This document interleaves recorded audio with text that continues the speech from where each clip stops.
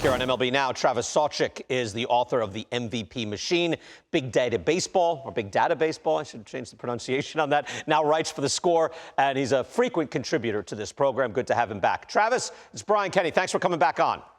Great to be with you, Brian. Travis, let's start with this. You write about this in The Score. People can find your stuff there. Henry Davis looks for real for the Pirates. He's a 1-1, number one pick overall, and a catcher, but he's yet to actually catch for the Pirates. Why is that? The Pirates really value catcher defense. I know it was a different regime at the top, but think back to the Russell Martin, Francisco Cervelli era. They value pitch framing. I think they value some of the, immeasurable things behind the plate, the intangibles, like what Austin Hedges, I think, probably brings in working pitch calling, playing sports psychologists between innings or even between pitches with the pump-up button Hedges has added to the pitch count device. So I think they want to see Davis behind the plate eventually. They need offensive help right now. But it's also an organization that really values what we can quantify and what we can't that might have value behind the plate. And I think that's why we've yet to see him back there. Explain that. You said something in there because I'd heard about that, like the pump up things on the pitch comm. What is that exactly? Yeah. So in Cleveland last year, Hedges, he's always thinking about the catching position, how he might be able to help his pitcher on the mound.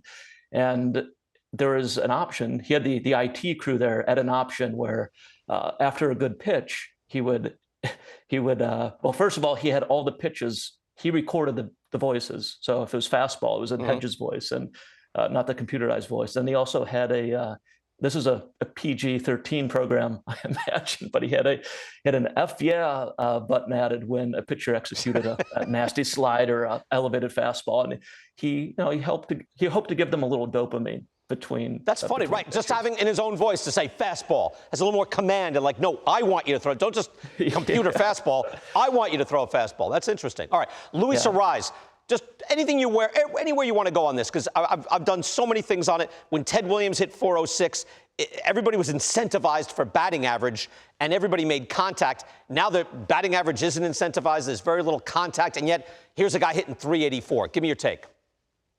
Yeah, Williams also had the advantage of being a power hitter, so he could have a little bit lower BABIP to reach that number. I do think it's of course unlikely to happen this year, but Arraez has a profile. He has the ideal horizontal and vertical launch approach where he's not hitting pop-ups. Everything is low and hard, and he has a pretty tight, standard deviation.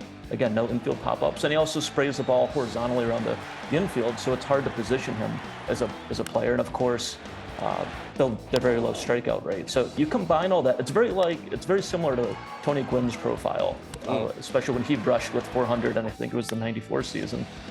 So it's very similar to that. And I think maybe it's a 1 in a 100-year event, but eventually I believe someone with this profile, with maybe a little more power, a little more foot speed, we'll see another 400 hitter. I think the game's got years from now. Yeah, I think the game's you're right. The game's got to change a lot for this is such an anomalous player. You're right with the correct approach for that. All right, before we run out of time, Mets. I did a lot on the Mets earlier. Where it went wrong. Where do you think it went wrong?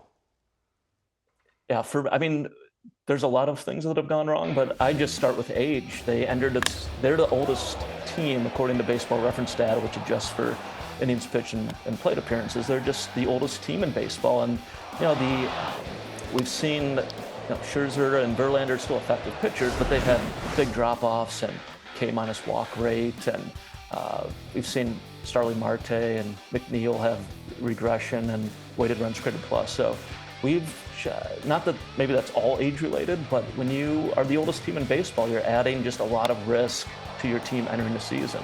And I still had I was a wild card team before the year, so this is a surprise to me. But I just think in an era where the game is generally trending younger, you don't want to be the oldest team on the field. Wow. Yeah, it just happened so fast. They were so tight in a lot of areas last year that they're just not this year. But there's a lot of soft reasons on that. Travis, great having you back on the show. Thank you so much. Thank you. Great to be with you.